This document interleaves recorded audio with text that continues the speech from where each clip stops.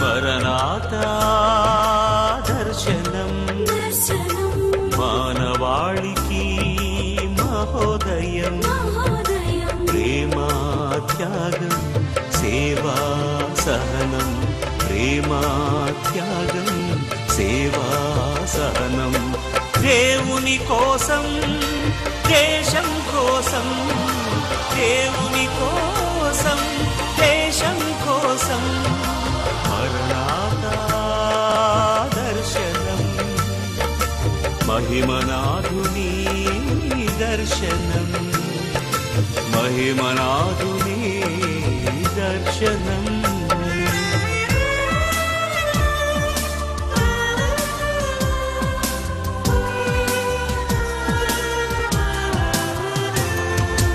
విశ్వమంతటిలో వినూత్నమైన విప్లవం ఆధ్యాత్మిక అందులలో నైతిక సంచలనం విశ్వమంతటిలో వినూత్నమైన విప్లవం ఆధ్యాత్మిక అందులలో నైతిక సంచలనం మ్లానమైన ప్రతి హృదిలో జీవనది ప్రవాహం మ్లానమైన ప్రతి హృదిలో జీవనది ప్రవాహం పదము వీడిన పాంధులకు మార్గదర్శకం పదము వీడిన పాంధులకు మార్గదర్శకం మరణాతా దర్శనం మహిమనాథుని దర్శనం మహిమనాథుని దర్శనం.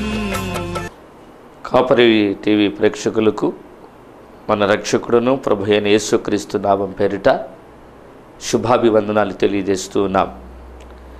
ఈ యొక్క మరణాత దర్శనం ద్వారా ఈ యొక్క పలనాడు ప్రాంతానికి దేవుని యొక్క వాక్యాన్ని అందించాలని ఆశతో ఈ యొక్క కార్యక్రమాన్ని ప్రారంభించటానికి ప్రభు ఎంతో మాకు కృప అనుగ్రహించాడు. మరి అందును బట్టి ప్రభు నామమునకు వందనాలు. మరి ఈరోజు మొట్టమొదటిగా ప్రార్థన చేసుకొని ప్రార్థన ద్వారా ఈ కార్యక్రమాన్ని ప్రారంభించుకుందాం. సర్వసృష్టికి కారణభూతుడు అయిన మా ప్రియ పరలోక తండ్రి, మీ ఘనమైన శ్రేష్టమైన నామానికి వందనాలు స్తోత్రాలు నాయన. గడిచిన కాలం అంతయు మీ రెక్కల కింద భద్రపరిచి కాచి కాపాడి కృప చూపించి సజీవుల లెక్కలో ఉంచి నాయన ఇటు రీతిగా ప్రభువా ఈ కాపరి టీవీ ద్వారా నీ యొక్క వర్తమానాన్ని ప్రజలతో పంచుకోవడానికి మీరు ఇచ్చిన గొప్ప కృపకై వందనాలు. ఈ యొక్క వర్తమానం వింటున్న ప్రజలను ఆధ్యాత్మికంగా ఎదగడానికి కృప చూపించమని వేడుకుంటూ ఉన్నాం. మీరే మహిమ పొందండి, మీరే ఘనత పొందమని, నీ నామానికి మహిమ తెచ్చుకోమని యేసు అతి పరిశుద్ధ నామమును అడిగి వేడుకొనిచున్నాము తండ్రి, ఆమేన్. ఈరోజు అంశభాగం మానవుడు తెలుసుకోవలసిన 4 విషయాల గురించి ఈరోజు ధ్యానం చేద్దాం. వాక్య భాగం ప్రసంగి గ్రంథం 12వ అధ్యాయము 2వ వచనాన్ని చదువుకుందాం. తేజస్సుకును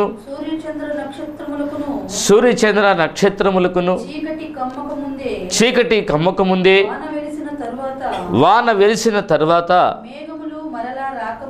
మేఘములు మరలా రాకముందే నీ బాల్య దినములు యందే నీ సృష్టికర్తను స్మరణముకు తెచ్చుకొనుము. ప్రతి మానవుడి సృష్టిలో మొట్టమొదటిగా మనం ఎవరిని జ్ఞాపకం చేసుకోవాలి అంటే సృష్టికర్త అయిన దేవుణ్ణి మనము నిత్యము జ్ఞాపకం చేసుకోవాలి. ఆకాశాన్ని, భూమిని, సర్వసృష్టిని, సర్వ జగత్తును సృష్టించిన సృష్టికర్త అయిన దేవుణ్ణి ఎప్పుడైతే మనం జ్ఞాపకం చేసుకుంటామో మన కుటుంబాలకి దీవెనకరంగా ఉంటాయి. ఈనాటి దినాలలో సృష్టికర్త అయిన దేవుణ్ణి వదిలి సృష్టిని చాలామంది పూజిస్తూ ఉన్నారు. మరి కనుక దేవుణ్ణి మనము స్మరణకు తెచ్చుకోవాలి. ఆయన చేసిన సృష్టిలోని ప్రతి విధాన్ని బట్టి చూచి మనమెంతో దేవుణ్ణి మహిమ చెల్లిస్తూ ఉండాలి. కీర్తనకారుడైన దావీదు అంటున్నాడు, 14వ కీర్తన 1-2 వచనాలు చదువుకుందాం. దేవుడు లేడని బుద్ధిహీనులు తమ హృదయములో అనుకొందురు. దేవుడు లేడని బుద్ధిహీనులు తమ హృదయములో అనుకుందురు. వారు చెడిపోయిన వారు అసహ్య కార్యములు చేయుదురు. మేలు చేయువాడు ఒక్కడును లేడు. దేవుడు లేడని ఎంతోమంది మూర్ఖంగా మాట్లాడేవు ఈ దినాలలో అత్యధికంగా కనపడుతున్నారు. వారు దేవుడే లేడని కాకుండా వాళ్ళు చెడిపోయిన కార్యాలు కూడా వారు చేస్తారు. ఎన్నో దుర్మార్గాలు, అక్రమాలు, మోసాలు, దగాలు చేస్తూ ఉంటారు. ఎందుకంటే వారి దృష్టిలో దేవుడు లేడని వారు అనుకుంటారు. కానీ దేవుడు ఒక రోజున ఆకాశం నుంచి భూమిని తొంగి చూశాడట. ఆది కాండము 6వ అధ్యాయంలో చూసినట్లయితే 5-6 వచనాలు చదువుకుందాం. నరుల యొక్క చెడుతనము భూమి మీద చాలా గొప్పదనియు, వారి హృదయములోని తలంపంతా కూడా చెడ్డదనియు, ఎల్లప్పుడూ కేవలము చెడ్డదనియు యెహోవా చూచి తాను భూమి మీద నరులను చేసినందుకు యెహోవా సంతాపమునంది తన హృదయములో నొచ్చుకొనెను. చూడండి ప్రియులారా, దేవుడు సృష్టిని చేసి సృష్టిని ఏలటానికి తన పోలిక చొప్పున చేసుకున్న నరులను చూచి ఈనాడు ఏమంటున్నాడు అంటే దేవుడు తన హృదయంలో నొచ్చుకుంటున్నాడు. నేనెందుకు మనిషిని చేశానా, నేనెందుకు మానవుని నిర్మించానా అని తనలో తాను నొచ్చుకొని బాధపడుతున్నాడు. ప్రియులారా, దేవుని పోలికగా పుట్టిన మనము మరి దేవుడు మాటకు లోబడకుండా, మరి దేవునిని ఆరాధించకుండా, దేవునిని సేవించకుండా, మరి దేవుడిచే సృష్టింపబడిన సృష్టిని ఆరాధిస్తున్నాం. ఒకసారి ఆలోచించండి. సృష్టిలో మొట్టమొదటిగా తెలుసుకోవాల్సిన విషయం ఏంటంటే మొట్టమొదట మన సృష్టికర్తను మనం ఎల్లప్పుడూ జ్ఞాపకం చేసుకోవాలి. అందుకే దావీదు అంటున్నాడు కదా, కీర్తనల గ్రంథం 19వ అధ్యాయం 14వ వచనం, యెహోవా నా ఆశ్రయ దుర్గమా, నా విమోచకుడా, నా నోటి మాటలను నా హృదయ ధ్యానమును నీ దృష్టికి అంగీకారం లగునుగాక. దావీదు అంటున్నాడు రాజయ్యుండి, అయ్యా నా నోటి మాటలను నా హృదయ ధ్యానము నీ దృష్టికి అంగీకారంగా ఉండాలని ప్రాధేయపడుతున్నాడు దేవుణ్ణి. ప్రియమైన దేవుని బిడ్డలారా, ఈనాడు మనం ఎలాగుంటున్నాం ఒకసారి ఆలోచన చేయండి. సృష్టికర్త అయిన దేవుణ్ణి మరచి సృష్టిని మనం ఎందరో పూజిస్తున్నాం. కనపడిన దానికల్లా మొక్కుతున్నాం, కనపడిన దానిలో సేవిస్తూ ఉన్నాం, కనపడిన దానిలో పూజిస్తూ ఉన్నాం. కానీ సృష్టికర్త అయిన దేవుణ్ణి మర్చిపోతున్నాం. రెండవదిగా సృష్టిలో మొట్టమొదటిగా సృష్టికర్తనైన దేవుణ్ణి స్మరణ తెచ్చుకోవాలి. రెండవదిగా నిర్గమాకాండము 20వ అధ్యాయము 12వ వచనాన్ని చదువుకుందాం. నీ దేవుడైన యెహోవా నీకు అనుగ్రహించు దేశములో నీవు దీర్ఘాయుష్మంతుడగునట్లు నీ తండ్రిని నీ తల్లిని సన్మానించుము అంటున్నాడు. ప్రియమైన దేవుని బిడ్డలారా, రెండవ విషయం ఏంటంటే మనకి జన్మనిచ్చిన తల్లిదండ్రులను మనం సన్మానించాలి. మనము భూమి మీద దీర్ఘాయుష్వంతులుగా అవ్వాలంటే, ఆరోగ్యకరంగా ఉండాలంటే, దీవెనకరంగా ఉండాలంటే, ఆశీర్వాదకరంగా మనం ఉండాలంటే మన తల్లిదండ్రులను మనం సన్మానించాలి. నవమాసాలు మోసి కని పెంచి మరి విద్యాబుద్ధులు చెప్పించి ఉద్యోగాలు తెప్పించి వివాహాలు చేసి మనకి మంచి భవిష్యత్తు ఇచ్చిన తల్లిదండ్రులను మనము నిత్యము జ్ఞాపకం చేసుకుంటూ ఉండాలి. చాలామంది దినాలలో వారి జన్మనిచ్చిన తల్లిదండ్రులను విడిచిపెట్టి వారికి నచ్చిన త్రోవను ఎన్నుకుంటూ ఉన్నారు. కానీ దేవుడు చెప్తున్నాడు కదా, నీకు జన్మనిచ్చిన తల్లిదండ్రులను నువ్వు నిత్యము జ్ఞాపకం చేసుకోవాలి అంటున్నాడు. 21వ అధ్యాయం నిర్గమకాండము 15వ వచనంలో అంటున్నాడు కదా, తన తండ్రినైనను తల్లినైనను కొట్టువానికి నిశ్చయముగా మరణశిక్ష నందును అంటున్నాడండి. ఈనాడు చాలామంది సమాజంలో చూచినట్లయితే తల్లిదండ్రులు ఎంతమంది పిల్లలు వేధిస్తూ ఉన్నారు, ఎంతమంది ఎదురుగా మాట్లాడుతున్నారో, తిరగబడుతున్నారో, ఒక్కొక్క తల్లిదండ్రులను అయితే మరి కొడుతున్నారు కూడా. మొన్న ఈ మధ్యకాలంలోనే హైదరాబాద్లోనే ఒక తల్లి వృద్ధాప్యంలో ఉంది, ఒకే ఒక కొడుకు. ఆ తల్లి చేదో చిన్నపాటి ఉద్యోగం చేసుకుంటూ ఉంటుంది. సారా తాగడానికి డబ్బులు ఇవ్వకపోతే తల నరికి సైకిల్ మీద తిప్పుతూ ఉన్నాడండి ప్రియులారా. చూడండి ఎంత భయంకరమైన విషాదగాథమో ఒకసారి ఆలోచించండి. 9 మాసాలు మోసి పెద్దవారిగా మనల్ని జన్మనిచ్చి పెంచి పెద్దవారిని చేసిన మనకి మన తల్లిదండ్రులను నిత్యం మనం జ్ఞాపకం చేసుకోవాలి. వారిని ఎప్పుడు కూడా మనం నిర్లక్ష్యం పెట్టకూడదు. మనం నిర్లక్ష్యం పెట్టినట్లయితే మనం శాపగ్రస్తులమని దేవుడు మనకి తెలియజేస్తున్నాడు. ఈనాడు చాలామంది తల్లిదండ్రుల విషయాల్లో ఎంతో అశ్రద్ధ చూపుతున్నారు ప్రియులారా. ప్రియమైన దేవుని బిడ్డలారా, 2 చేతులెత్తి నమస్కరిస్తున్నాను. మీకు జన్మనిచ్చిన తల్లిదండ్రులను మీరు సన్మానించండి. అప్పుడు మీరు భూమి మీద దీర్ఘాయుష్మంతులు అవుతారని దేవుడు సెలవిస్తూ ఉన్నాడు. చూడండి ద్వితీయోపదేశకాండము 27వ అధ్యాయము 16వ వచనాన్ని చదువుకుందాం. తన తండ్రినైనను తన తల్లినైనను నిర్లక్ష్యము చేయువాడు శాపగ్రస్తుడు. చూసారా, తల్లినైనను తండ్రినైనను ఎవరైతే నిర్లక్ష్యం చేస్తారో వారు శాపగ్రస్తులు అవుతారని దేవుని వాక్యం సెలవిస్తుంది. ఈరోజు నీవు శాపగ్రస్తంగా ఉండాలనుకుంటున్నావా? లేదా ఆశీర్వాదకరంగా ఉండి దేవుడిచ్చే ఆయుష్ ద్వారా నువ్వు బ్రతకాలనుకుంటున్నావా? ఒకంత యేసుచి సహోదరుడా, దేవుడు ఈరోజు నీతో ముఖాముఖిగా మాట్లాడుతున్నాడు. నీ తల్లిని నీ తండ్రిని నువ్వు సన్మానిస్తున్నావా? నీ తల్లికి తండ్రికి నువ్వు లోబడుతున్నావా? నీ తల్లికి తండ్రిని గౌరవిస్తున్నావా? ఒకంత నువ్వు పరీక్షించుకో.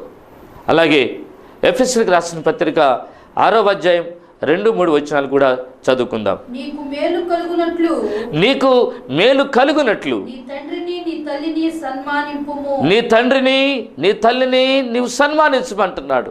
అంటే నీ కుటుంబానికి మేలు కలగాలంటే, నీ బిడ్డలకు మేలు కలగాలంటే మొట్టమొదటిగా నువ్వు చేయవలసిన పని నీ తండ్రిని నీ తల్లిని నీవు సంతోషపెట్టాలి.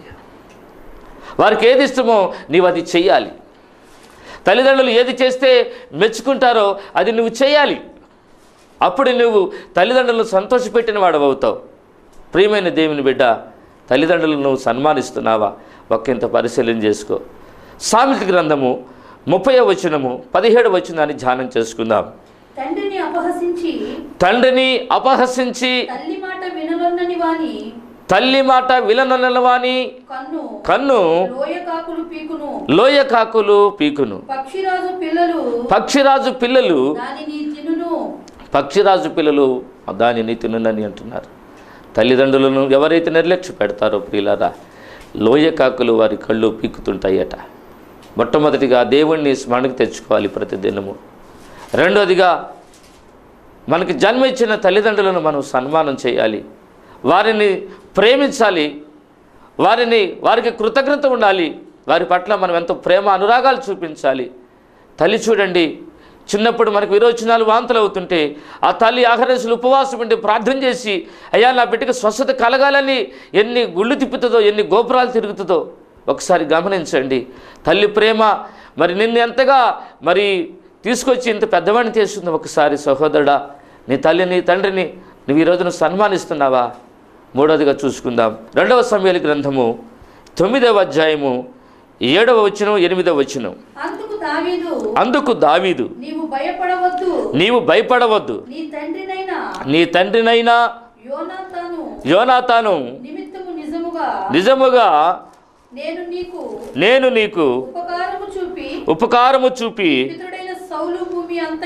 నీ పితరుడైన సౌలు భూమి అంతయు నీకు మరలా ఇప్పింతును, మరియు నీవు సదాకాలము నా బల్ల యొద్దనే భోజనము చేయదువని సెలవీగా అతడు నమస్కరించి, చచ్చిన కుక్కని వంటి వాడనైన నా ఎడల నువ్వు దయచూపుటకు నీ దాసుడగు నేను ఎంతటి వాడను అని. మూడోదిగా మన జీవితంలో మనకు మేలు చేసిన వారిని ఎన్నడూ కూడా మర్చిపోకూడదు. వారు పేదవారు కావచ్చు, ధనికులు కావచ్చు, మరి ఎంతటి వారైనా కావచ్చు, కానీ మన జీవితంలో మనకు మేలు చేసిన వారిని ఎన్నడూ కూడా మర్చిపోకూడదు. ఇక్కడ దావీదు అంటున్నాడు, దావీదు రాజు అవ్వడానికి మొట్టమొదటిగా దేవుడు కారణమైతే రెండవదిగా యోనాతాను తన తండ్రి అయిన సౌలు రాజు మరి దావీదును చంపాలని ఎన్నిసార్లు ప్రయత్నించినా కూడా అన్నిసార్లు దావీదును ప్రేమించి దావీదును అనేక పర్యాయములు తండ్రి యొద్ద నుంచి రక్షించినవాడు. తను ఈ రోజున సింహాసనాన్ని అత్యసించడానికి కారణం యోనాతాను. తను రాజుగా ఉండటానికి యోనాతాను కారణం. కానీ దావీదు మాత్రం యోనాతాను చేసిన ఉపకారానికి తనను మర్చిపోలేదు. కానీ అంటున్నాడు, యోనాతాను మరి ఈ విషయంలో నేను సహాయం చేయాలి, నాకు యోనాతాను మేలు చేశాడు కనుక నేను మేలు చేయాలని ఆశపడుతూ అంటున్నాడు. యోనాతాను యొక్క వంశంలో ఎవరైనా బ్రతికి ఉన్నారా అని చూసినట్లయితే యోనాతాను కుమారుడు మెఫీబోషెతు అని ఒక కుంటివాడు ఉన్నాడు. అతన్ని తీసుకొచ్చి రాజుగారి దగ్గర దావీదు దగ్గర నిలబెట్టారు. దావీదును చూడగానే ఈ మెఫీబోషెతు వణుకుతూ ఉన్నాడు. రాజుగారు కదా, వణుకుతూ ఉన్నాడు. అప్పుడు దావీదు అంటున్నాడు, మెఫీబోషెతు, మీ నాన్నగారైన యోనాతాను నాకెంతో ఉపకారం చేశాడయ్యా. నేను దానిని మర్చిపోకుండా నిన్ను పిలిపించి నువ్వు జీవించినంత కాలం నా భోజనపు బల్ల దగ్గర నువ్వు భోజనం చేయమని నువ్వు ఉండాలని అంటున్నాడు. చూసారండి, మన జీవితంలో ఎవరైనా మనకి మేలు చేస్తే మనం ఎన్నడూ కూడా మర్చిపోకూడదు. అది చిన్నదే కావచ్చు, పెద్దదే కావచ్చు, మరి కొంచెం చిన్నది కావచ్చు. కానీ ఆకలితో ఒక ముద్ద అన్నం పెట్టిన వ్యక్తిని ఎన్నడూ కూడా నువ్వు మర్చిపోకూడదు. ఆస్ట్రేలియా దేశం నుంచి రాష్ట్రానికి స్టైన్లెస్ అని భక్తుడు వచ్చాడు. వచ్చి సుమారుగా 30 సంవత్సరాలు కుష్ఠరోగుల మధ్య పరిచర్య చేశాడు. చివరికి తనకి చేసినది ఏంటంటే, దారాసింగ్ అనే ఒక వ్యక్తి తనను తన 2 బిడ్డలను కారులో పెట్రోల్ పోసి తగలబెట్టారు. ఆయన చేసిన ఉపకారాన్ని మర్చిపోయారు ఆ దేశ ప్రజలు. ఆ ఒరిస్సా రాష్ట్ర ప్రజలు మరి కుష్ఠరోగుల యొక్క పరిచర్య చేసిన ఆ స్టైన్లెస్ భక్తుడిని మర్చిపోయి, తను చేసిన పరిచర్యను మర్చిపోయి చివరికి తనను తన 2 బిడ్డలను చంపివేశారు. ప్రియులారా, మన జీవితంలో మేలు చేసిన వారిని ఎన్నడూ కూడా మర్చిపోకూడదు. చివరిగా 4వదిగా ప్రసంగి గ్రంథం 12వ అధ్యాయం 14వ వచనం చదువుకుందాం. గూఢమైన ప్రతి అంశమును గూర్చి దేవుడు విమర్శ చేయనప్పుడు ఆయన ప్రతి క్రియను అది మంచిదే గాని చెడ్డదే గాని తీర్పులోనికి తెచ్చును అంటున్నారా ప్రియులారా. భూమి మీద నువ్వు బ్రతుకున్నంతకాలం చేసిన ప్రతి క్రియ అది చెడ్డదే కానీ అది మంచిదే కానీ దేవుడు తీర్పులోనికి తీసుకొని వస్తాడు నిన్ను. దేవుడు లేడని, ఎవరు చూడట్లేదని, ఎవరు నన్ను ఏమి చేయలేరని అనుకుంటున్నావేమో, నేను ఇష్టానుసారంగా జీవిస్తున్నావేమో. గమనించు సహోదరుడా, ఈరోజు దేవుడు నిన్ను చూస్తూ ఉన్నాడు. నువ్వు చేస్తున్న రహస్య పాపం అంతా కూడా దేవుడు తొంగి చూస్తూ ఉన్నాడు. రేపు ఒక రోజున నీకు తీర్పు ఉంది. చూద్దాం, 2 కొరింథీయులకు రాసిన పత్రిక 5వ అధ్యాయం 10వ వచనాన్ని చదువుకుందాం. ఎందుకనగా తాను జరిగించిన క్రియ చొప్పున అవి మంచివైనను సరే చెడ్డవైనను సరే దేహముతో జరిగించిన వాటి ఫలమును ప్రతి వాడును పొందునట్లు మనమందరమును క్రీస్తు న్యాయపీఠము మీద ఎదుట అదిగండి, ఈ శరీరముతో చేసిన ప్రతి క్రియ దేవుని సింహాసనం మీద నిలబడినప్పుడు మనం లెక్క చెప్పవలసి ఉన్నది. ప్రియులారా, గమనించండి, ఈ శరీరంతో నువ్వు చేసిన పాప క్రియలన్నీ కూడా లెక్కలో వస్తాయని నువ్వు మర్చిపోకూడదు. అది మంచిదే కావచ్చు, చెడ్డదే కావచ్చు, అది కీడే కావచ్చు, అది మేలే కావచ్చు, ఏదేమైనప్పటికీ దేవుడు నిన్ను తీర్పులోకి తీసుకొస్తాడు. జాగ్రత్త. చివరిగా ప్రకటన గ్రంథము 20వ అధ్యాయం 12వ వచనం. మరియు గొప్పవారేమి కొద్దివారేమి మృతులైన వారందరూ ఆ సింహాసనం ఎదుట నిలబడి ఉండేటియు చూచి తిని అప్పుడు గ్రంథములు విప్పబడి ఉండెను. మరియు జీవ గ్రంథమును వేరొక గ్రంథము విప్పబడెను. ఆ గ్రంథముల యందు వ్రాయబడిన వాటిని బట్టి తమ క్రియల చొప్పున మృతులు తీర్పు పొందిరి. చాలండి. మరియు గొప్పవారేమి కొద్దివారేమి మృతులైన వారందరూ కూడా ఒక రోజున దేవుని యొక్క సింహాసనం ఎదుట నిలబడి ఉండాలి. ప్రియులారా, వింటున్నారా? పేదవారేమి గొప్పవారేమి ధనికులేమి రాజులేమి సామంతులేమి ప్రధానమంత్రులేమి ఎవరైనా సరే ఒక రోజున దేవుని సింహాసనం ఎదుట నిలబడక తప్పదు. నీవు నేను కూడా. సహోదరి, వాక్యం వింటున్న సహోదరుడా, నీవు నేను దేవుని దగ్గర నిలబడవలసిందే. జీవ గ్రంథం ఒకటి, వేరొక గ్రంథం విప్పబడుతుంది. వాటి క్రియల చొప్పున నీవు తీర్పు పొందుతావు. కనుక గమనించి ఈరోజు దేవుడు నీతో చూటిగా మాట్లాడుతున్నాడు, ప్రేమతో నిన్ను పిలుస్తూ ఉన్నాడు. మానవుడు తెలుసుకోవలసిన 4 సంగతులు ఈ రోజులు ప్రభు మీకు బయలుపరిచాడు. 1, సృష్టికర్త అయిన దేవుడిని స్మరణకు తెచ్చుకోవాలని. 2వదిగా నీకు జన్మనిచ్చి 9 మాసాలు మోసి కని పెంచి పెద్దవాన్ని చేసి ఈరోజు ఈ స్థితికి చేసిన తల్లిదండ్రులను. 3వదిగా నీ జీవితంలో ఎవరైతే మేలు చేశారో మేలు చేసిన వ్యక్తిని ఎన్నడూ కూడా మర్చిపోవటం కానీ. చివరికి 4వదిగా నువ్వు తీర్పులోకి వస్తావని నువ్వు తెలుసుకోవాలి. జాగ్రత్త సుమా, కడవరి దినాలలో ఉన్నాం, అపాయకరమైన దినాలలో ఉన్నాం, అంచె దినాలలో ఉన్నాం. దేవుడు నీతో సూటిగా ఈరోజు మాట్లాడుతున్నాడు. చివరిగా యోహాను శుభవార్త 5వ అధ్యాయం 24వ వచనాన్ని చదువుకొని నా మాటలు ముగిస్తాను. నా మాట విని నన్ను పంపిన వాని యందు విశ్వాసముంచువాడు నిత్య జీవము గలవాడు. వాడు తీర్పులోనికి రాక మరణములో నుండి జీవములోకి దాటి ఉన్నాడని నీతో నిశ్చయముగా చెప్పుచున్నాను. తన నోటితో ఒప్పుకొని దేవుడేందు విశ్వాసం ఉంచుతారో వారు మాత్రమే నిత్య జీవంలోకి ప్రవేశిస్తారు. ప్రియ సహోదరుడా, సహోదరి, ఈరోజు దేవుడు మీతో ముఖాముఖిగా మాట్లాడుతున్నాడు. ఈ 4 విషయాలను జ్ఞాపకం చేసుకో. నీకు ఇంతవరకు తెలియదు, కానీ ఈరోజు నీకు తెలియపరుస్తున్నాడు. ఆ 4 విషయాలను జ్ఞాపకం చేసుకుందాం. తలలు వంచండి, ప్రార్థన చేసుకుందాం. అవును నాయన, ఇంతవరకు మేము ఎలా జీవించాలో మాకు తెలియకపోయినప్పటికీ దైవజనుల నోటి నుంచి నాయన మీరు మాట్లాడిన మాటల కొరకై వందనాలయ్యా. మానవుడు తెలుసుకోవలసిన 4 సంగతులు, అతి ప్రాముఖ్యమైన విషయాలను ఈరోజు మాకు బయలుపరిచారు స్వామి. నీకు స్తోత్రాలు. సృష్టికర్త అయిన నాయన నిన్ను మర్చి సృష్టిని పూజిస్తూ ఉన్నాము నాయన. వస్త్రాలను, వాహనాలను, ఆస్తి అంతస్తులను, ఐశ్వర్యాలను మేము ఎంతగానో అయ్యా వాటిని పూజిస్తున్నాము. కానీ వీటన్నిటినీ నీవిచ్చిన దేవుణ్ణి మర్చి ఎంతోమంది వెనుదిరుగుతూ ఉన్నారు స్వామి. 2వదిగా అయ్యా జన్మనిచ్చి 9 మాసాలు మోసి కని పెంచి పెద్దవాడిని చేసి విద్యాబుద్ధులు చెప్పి ఎంతో కష్టపడి మమ్మల్ని ప్రయోజకులుగా చేస్తే ఈనాడు చాలామంది తల్లిదండ్రులను మర్చిపోతూ ఉన్నారు స్వామి. ఎంతోమంది రోడ్ల మీద అనాథ శరణాలలో ఉంటున్నారు నాయన. అటువంటి బిడ్డలతో ఈరోజు మాట్లాడండి నాయన. మీరు మాట్లాడుతున్నందుకే నీకు స్తోత్రాలు స్వామి.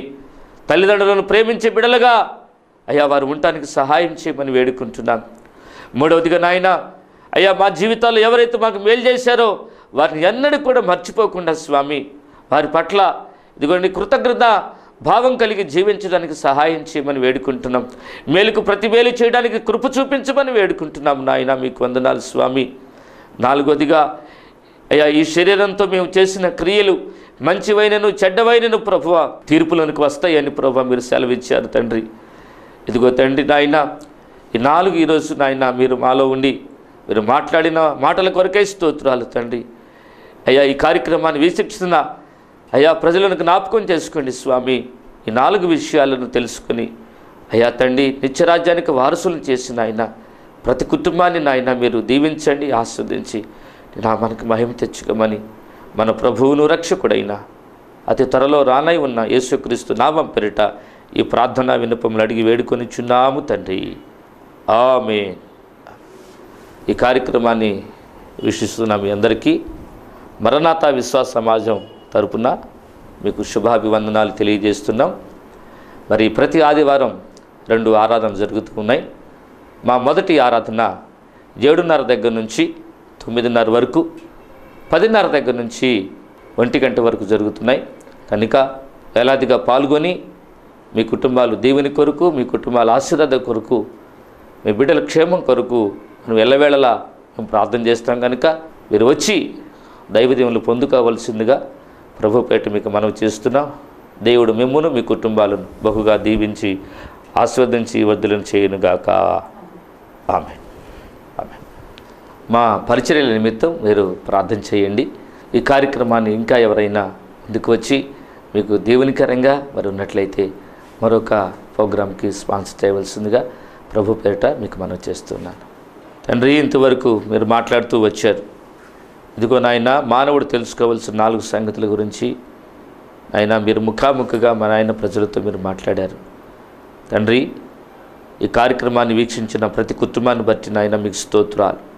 ఈ కార్యక్రమాన్ని స్పాన్సర్ చేసిన మా ప్రియులు రమణ గారిని, అలాగే సహోదరి నిర్మల, వారి యొక్క బిడ్డలు నాయన, వారి బిడ్డలను మీరు దీవించండి, వారి కుటుంబాన్ని ఆస్వాదించమని వేడుకుంటూ ఉన్నాం. ఇదిగో తండ్రి, మరి నానాటికి పరిచర్యను మీ కృపలో వదిలిపి చేసి ఆస్వాదించి అనేకులకు దేవునికరంగా మార్చి సహాయం చేయమని యేసు అతి పరిశుద్ధ నామమున ఈ ప్రార్థన విన్నపములు అడిగి వేడుకొనిచున్నాము తండ్రి. ఆమె ఆమె. మా కొరకు, మా పరిచర్య కొరకు మరి ప్రతిదినం అనుదిన ప్రార్థన చేయండి. ఇంకా ఈ కార్యక్రమం ఆగిపోకుండా ముందుకు సాగేలాక మీ కొరకు మరి మేము కూడా నిత్యం ప్రార్థన చేస్తాం. దేవుడు అందరికీ వందనాలు. మా చిరునామా మరణాత విశ్వాస సమాజ ప్రార్థనా మందిరము, నేతాజీ నగర్, పిడుగురాళ్ళ. మా ఫోన్ నంబర్లు 9849748904. మరొక పర్యాయము